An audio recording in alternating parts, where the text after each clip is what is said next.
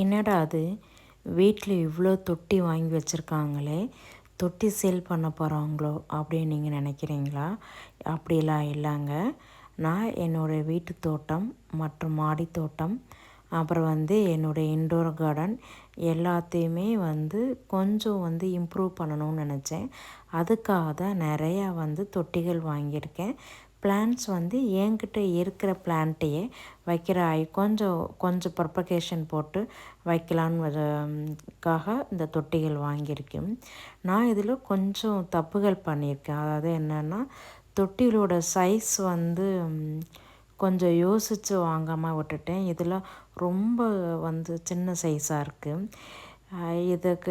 இதில் என்ன மாதிரி பிளான்ட் வைக்க முடியும்னு தெரியல. ஏதாவது ஐடியா இருந்தால் சொல்லுங்கள். நான் கொஞ்சம் நர்சரிக்கு பிளான்ட்டெல்லாம் கொஞ்சம் கொடுப்பேன். எந்த மாதிரி பிளான்ட்டை இந்த மாதிரி தொட்டியில் போட்டு வளர்த்து கொடுக்க முடியும்னு ஐடியா இருந்தால் சொல்லுங்கள். நான் இது கொஞ்சம் தேவையில்லாமல் வாங்கிட்டோனோன்னு நினைக்க தோணுது. ரேட்டு கம்மி தான், ஆனால் இருந்தாலும் தேவைக்கு அதிகமாகவே சின்ன தொட்டிகள் வாங்கியிருக்கேன். மற்ற தொட்டிகளில் ஓரளவுக்கு பரவாயில்ல, பெரிய தொட்டிகள்லாம் பரவாயில்ல, நம்ம செடிகள் வைக்கலாம்.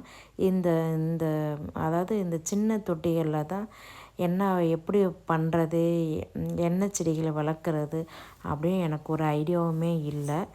ஐடியா இருந்தால் சொல்லுங்கள். இதை எப்படி யூஸ் பண்ணலான்னு சொல்லுங்கள். அப்புறம் அந்த கலர்ஃபுல்லாக இருக்கிற தொட்டிகள் எல்லாமே இன்டோருக்கு வைக்க போகிறேன். அந்த பிளாக் கலரில் இருக்கிறது எல்லாமே அவுட்டோருக்கு வைக்க போகிறேன். தேங்க்யூ.